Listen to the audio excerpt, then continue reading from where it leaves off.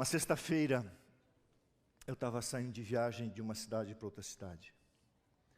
Recebo uma ligação de um irmão dizendo: pastor, o meu cunhado está com poucos dias de vida e eu prometi levar o senhor lá. Eu falei: irmão, eu estou saindo de viagem para um compromisso e eu não posso desmarcar. É uma viagem aérea, é um lugar longe e eu só volto na terça-feira de manhã. Pastor, ele está morrendo. Eu falei: tem muitos pastores na cidade, leve alguém lá. Disse: pastor, eu prometi levar o senhor. Eu falei assim: mas eu não posso ir. Ele falou assim: pastor, se ele morrer, a culpa é sua, porque ele vai morrer perdido, porque ele quer pedir perdão a Deus. Eu falei: a culpa é sua, não minha. Você não quer levar outro pastor? Eu não sou o salvador de ninguém, leva um outro pastor. Pastor, ele está 33 anos fora da igreja, beberrão, envolvido com os piores pecados que você pode imaginar, e eu não vou mencionar. E ele está com câncer no estômago, e depois de 33 anos ele pede a presença de um pastor, o senhor não vai?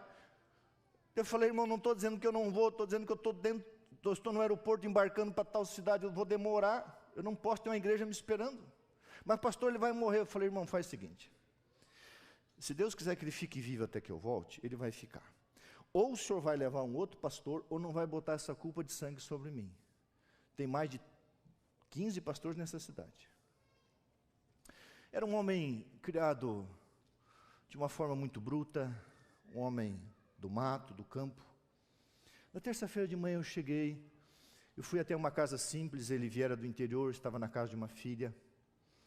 E eu passei por dentro daquela casa simples, e no final do quintal tinha uma mangueira.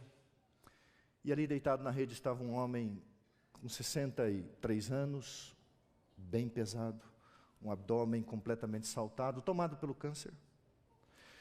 Ele pediu para ficar sozinho comigo e eu peguei uma banqueta, sentei ao lado dele. Ele olhou para mim e disse assim: seu pastor. Eu conheci o evangelho e contou a história dele. Mas eu escolhi viver uma vida do jeito que eu queria, comendo carne gorda, caçando onças. Ele era cuidador de fazendas, pescando, bebendo muito, indo para os lugares sujos dessa vida. E eu falei: eu vou morrer no pecado, para o pecado, aliás, com o pecado. Eu não quero saber de Deus. Há poucos meses eu descobri um câncer. E eu sei que eu vou morrer, pastor. E ele disse assim: mas eu não sei. Eu sinto vontade de pedir perdão para Deus. Começou a chorar.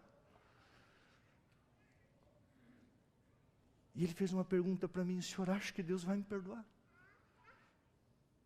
Eu falei: se o senhor está sentindo vontade, é porque o Espírito Santo está lhe dando uma chance. Mas ele disse: pastor, não é justo.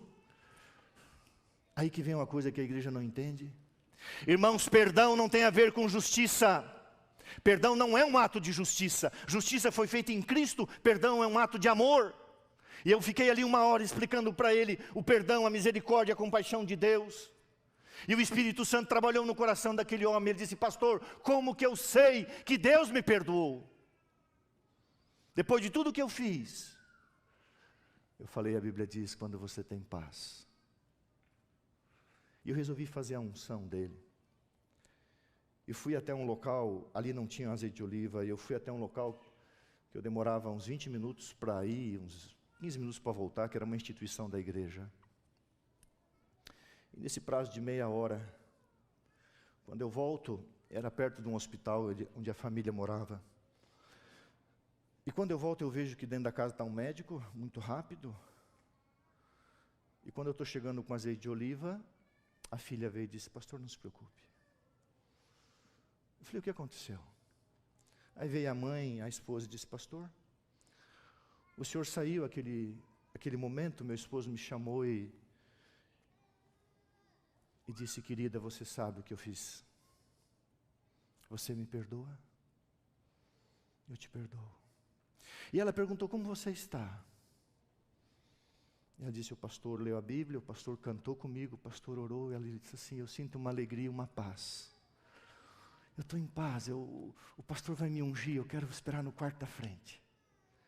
E ela o ajudou a conduzir da rede até o quarto da frente. E ele deitou. E disse para a esposa: eu estou em paz. Ela foi na cozinha fazer alguma coisa, depois de alguns minutos voltou, ele tinha falecido.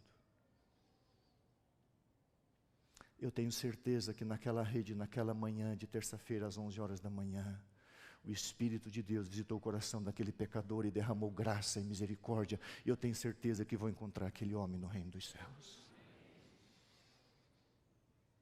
Sabe quem quem mais precisa de misericórdia, irmãos?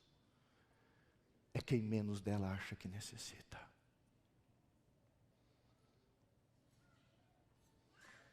Eu estava aqui orando, pedindo a Deus misericórdia para assumir essa igreja. E eu vi uma voz que cantava muito bonito por trás de mim. Eu falei: será que a voz do pastor Douglas canta tão bem? De repente ele pesou a mão sobre meu ombro. Eu imaginava que fosse ele. Pastor, fez muito bem para mim. Como se fosse a mão de Deus, de coração. Eu quero que você cante o hino 192.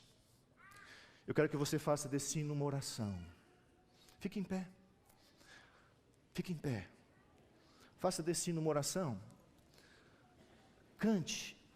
Mas faça como Davi, que seja expressões sentidas de um coração que sente, que precisa da compaixão de Deus, que precisa da graça que dá e da misericórdia que poupa quando a gente comete os erros da nossa vida. Vamos cantar com alegria, com gratidão, mas pensando o que precisa da misericórdia de Deus aí dentro. Louve o nome do Senhor, exalte o nome do Senhor.